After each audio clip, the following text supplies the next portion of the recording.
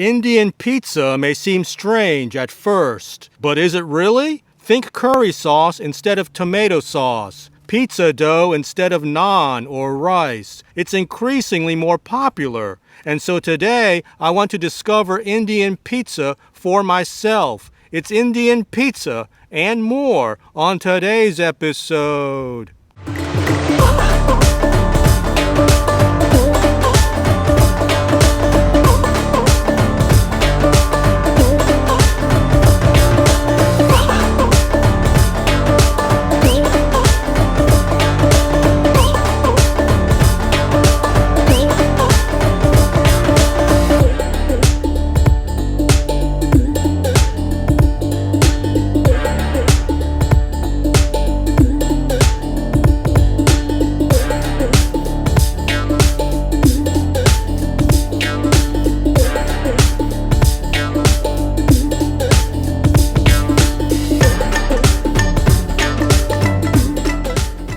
So yes, when I learned about Padmini's, this Indian place that sells pizzas, I had to come by and stop in, passing through Frederick. And I'm about 45 to 50 miles from Washington, D.C. I've never had Indian pizza before, but it is a new and upcoming trend, I think. I've heard about it. I've seen it around Northern Virginia, but I've never tried it before. And so, yeah, it's just basically, from what I can tell, different Indian entrees. And by that I mean like curries and saucy dishes used as toppings on top of pizza dough. So the Indian food that you would normally eat with rice, you eat it as a pizza topping. So that's Indian pizza. And I ordered a couple of Indian pizzas to try, and they are primarily an Indian pizzeria, if you will. I think Indian pizzas or pizzas are their main focus, and they have some supporting cast members. So yeah, I'm going to start with the samosas. You get 2 to 1 order. These aren't the largest samosas I've ever seen. They aren't the smallest either. I guess maybe they are toward the smaller end of the spectrum, but I guess these are legitimately and appropriately sized samosas. I don't have samosas a lot, but these, you know what? These are basically the size of samosas, I think. Oh man! Wow. Yeah, so like samosas are apt to be, they have a curry potato filling. And there's some peas kind of intermingled in the filling. Wow, this is very, very flavorful. Wow, that filling is very strongly curry flavored. And the outer crust is a little bit tender when you bite into it, but the outer encasing basically is a flaky, crusty encasing. And yeah, there's a tamarind and a mint chutney. I think those are the 2 chutneys that come with it. Let me try the tamarind chutney. Oh wow. Wow, that tamarind chutney adds a bit of sourness and tanginess. That's good. Okay, I finished that first samosa. I'm gonna start on the second one. Wow, these are really good, and I don't feel like stopping, really.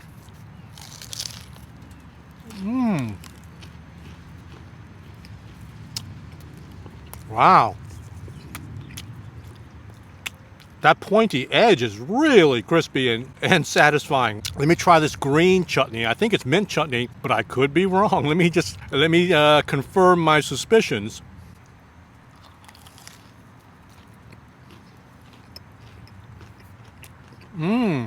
Wow. It's not. Oh, it's got a nice kick to it. Wow. But it's not mint chutney. I don't know what it is. It might be cilantro based. It's very herbaceous and delicious with a nice spicy kick to it. Wow. Ooh. And lo and behold, I have finished 2 of those samosas. Every self-respecting Indian restaurant and cafe has chicken biryani. I wouldn't say the national dish necessarily, but it's the national rice dish. And this is a heaping mound of chicken biryani. I noticed it has some raw red onions on top. There's a huge boiled egg and a mound of seasoned basmati rice. I don't know how to begin. Let me just get a scoopful of the rice and start that way. Wow. Wow, they aren't pulling any punches with the chicken biryani. Wow. That is some really moist basmati rice. I didn't know what to expect really because, you know, if your focus is mainly on pizza and that is your signature item, I didn't know, you know, what to make of the biryani. Would it be an afterthought on the menu? But wow, wow. Oh my God. Wow. That is potent. I mean, it is intensely flavored. Whatever those biryani seasonings are, wow, that rice is powerfully seasoned. I'm not going to come out and say, yeah, this is the most moist, you know, biryani I've ever had, but I can't think of a moister biryani than this one. Wow, this is so freakishly moist. Wow. And now you might be wondering, wow, maybe it's moist and kind of mushy because I'm making it so emphatic. This statement is so emphatic, but it is not mushy. It's just freakishly moist and aromatic and flavorful. Wow. Okay, let me dig around and see what kind of chicken is in here. Oh, there's a huge, oh my Lord, there's a huge drumstick in here. Oh my. Ooh, I was using my spoon because that was probably the most efficient way to scoop up the grains of rice, but I'm gonna have to use my fork to poke this chicken leg, and oh, here it is. Oh.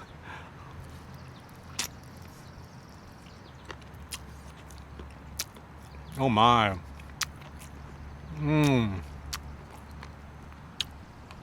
Wow, that chicken is equally moist.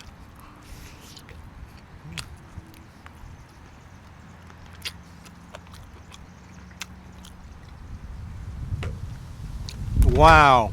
Ooh, I need a napkin. Okay, that chicken is very flavorful and very moist, as I said, seasoned ridiculously well. And ooh, there's an egg in here too. Let me not forget about the egg. I'm gonna get my plastic knife and slice it in half, and then here's my fork. Here it is. Here's the egg.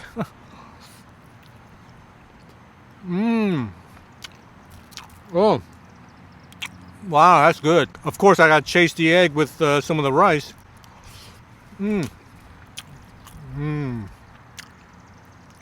Oh yeah. Here's the rice and egg. Oh man. Okay, I'm going to turn my attention now to the pizzas, and the first one is the butter chicken pizza. And you may know butter chicken very well. It's a popular Indian curry, and it's butter chicken on top of this pizza dough. I noticed that the pizza itself is very cheesy, and it has an orangey color because butter chicken has an orangey color to the sauce. There isn't a pronounced crust on the pizza, so it does, it has a striking appearance in that regard, because I'm used to seeing, a big edge to the pizza with a crust on the outer edge. But let me bite into it and see what this is all about.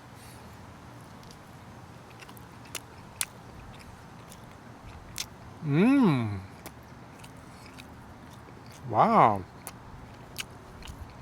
Okay, this thing has cubed white meat chicken on it, white meat boneless pieces of chicken, which is typical of butter chicken. If you ordered it as an entree and ate it with basmati rice, that's how it would be.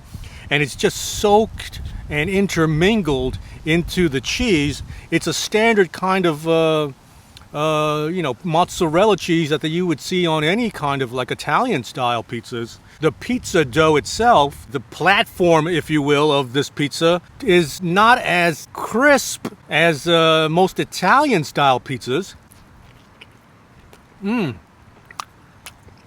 I think what's going on is the heaviness of the sauce. I mean, it's a pretty potent and thick and viscous kind of sauce, the butter chicken, I mean. So I think it's dampening what otherwise would be a sort of crispiness. You know, if you're eating thin crust pizza, there's a kind of crispiness to it. And this is, more thin than not, I would say. But what you're losing out on in terms of crispiness, you're gaining the butter chicken flavor. So I think that's something you're going to have to weigh. Do you want the butter chicken flavor, which is pretty, flavorful, or do you want the crispiness of the crust? I've had some versions of butter chicken as an entree that is spicy. I've had spicy versions of butter chicken, and it's calibrated differently from place to place. And this butter chicken sauce on this pizza is not spicy, so it doesn't have that.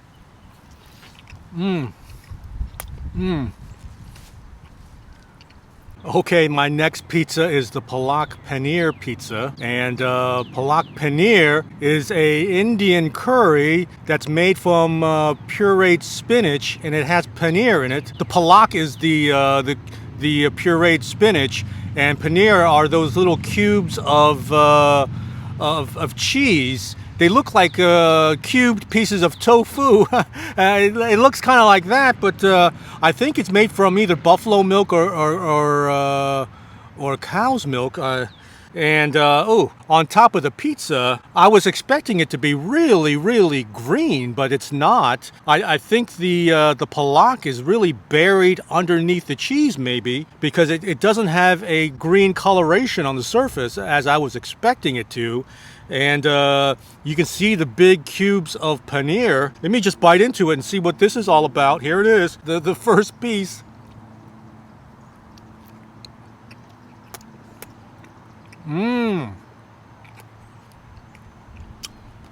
Wow.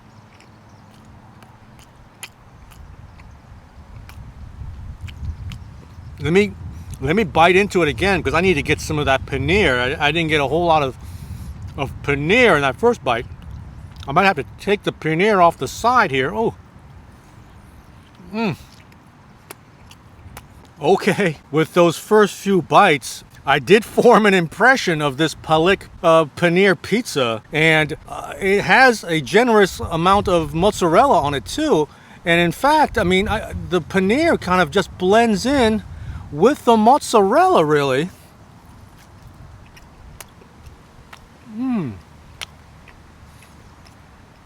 I mean, I just took another bite.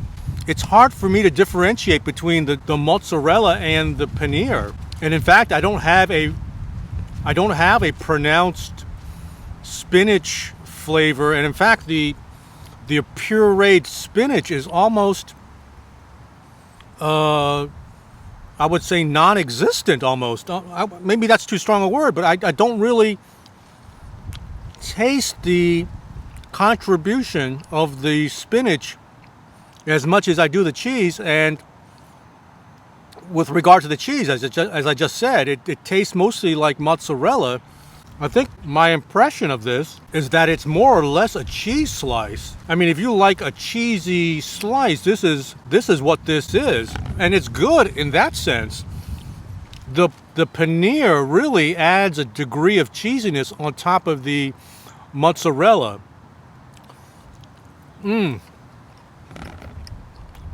So it's good in that way. It's just that the spinachiness of it, the sauciness of it, needs to be dialed up, I think, a little bit more.